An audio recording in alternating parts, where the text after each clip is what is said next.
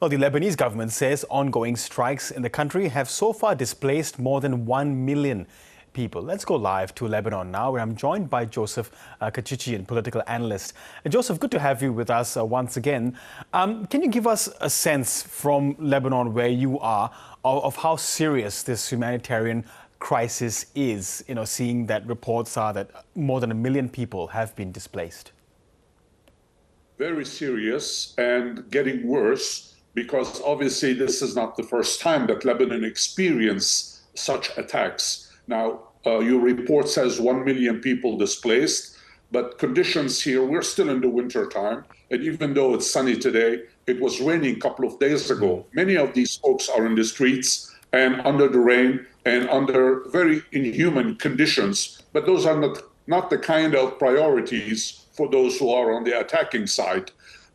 And as your report also stated, there are a number of casualties, about 1,200 in Iran, but almost 900 in Lebanon. When we were speaking together last week, the number of killed were about 50. Now we're approaching 1,000. Even worse, about 38 of these people who were killed were paramedics who are actually rushing to help people in South Lebanon. They are targeted ostensibly because they're using ambulances and so on, but that's not an excuse to attack military targets are fair, presumably, but civilian targets are not. So the conditions are pretty bad here. And the government is not in a position to actually meet the needs of all these folks. They're doing the best they can, but under the circumstances, I think that things are bound to get far worse before they get better. And if that is the case, is there going to be a need for international assistance to help the Lebanese government, at least to provide, the necessary food and shelter for so many people who have been displaced? No question about that. But this is not the first time where international humanitarian assistance has been given to Lebanon.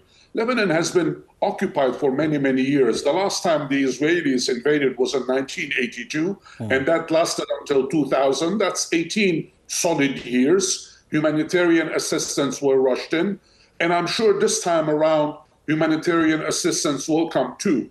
But I think there is something much more important than humanitarian assistance. If we want to stop these kinds of attacks continuing, you need to find diplomatic solutions to the problems of this country so that we don't have to go to war all the time and we don't have to have humanitarian assistance being rushed from all over the world. Humanitarian assistance is a wonderful thing.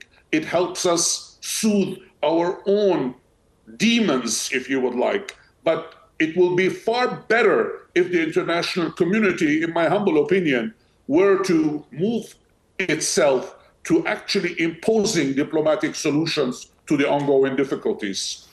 And who are Lebanese sort of blaming more for this, or attributing blame? Of course, there is Israel that's conducting the strikes, but then their targets are Hezbollah that controls still large parts of the south. In Lebanon, you will not find any kind of dearth to find people who will accuse each other, blame each other, find fault with one or the other.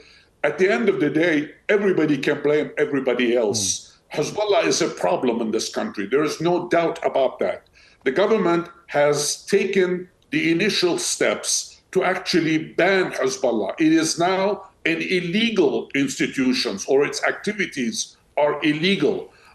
It has said so, but it is not able to actually implement its own decisions. So therefore, the decision has got to be far bigger than what the Lebanese government can do.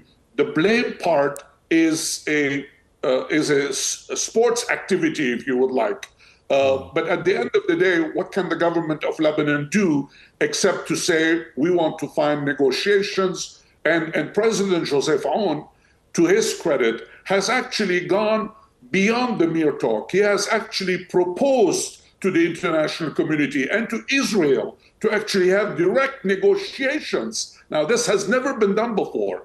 Last Saturday or Friday, the decision was made to actually say, we want to have diplomatic relations. Let's have negotiations. Let's talk about it. Let's resolve the difficulties that we have, not just blame each other. But so far, no takers. Yeah, as you say, it's fallen on deaf ears, efforts for negotiations. So now we are seeing, more IDF forces going into southern Lebanon for so-called limited ground operations. But the warnings are that, these operations could become more extensive. Do you believe that these sort of operations would weaken Hezbollah? Of course, it will weaken Hezbollah, but it will not eliminate it. As I'm speaking to you, I can hear the bombardments only 35 kilometers south of where I am. I can see actually the smoke coming. Southern Lebanon can be occupied once again. It can be invaded and occupied once again. Remember, the last time, 18 years occupation, nothing will resolve.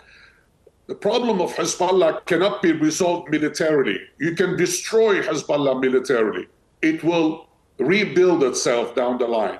The problems of Lebanon and Israel have to be solved diplomatically, not militarily. But again, that's easier said than done. And I hope that the Israelis will finally get around to saying, we don't want another Gaza. They've tried in Gaza with 2 million people, killed about 100,000. Gaza is still there. It's a mess. Do they want another Gaza to the north? If that's what they want, they should declare that to the rest of the world, that we want to have an entire cordon of Gazas around us. Yes, it's hard to see anything beyond the mess that's been created there already. Joseph Kéchichian, really appreciate your time and your analysis as always. Thank you very much. Thank you.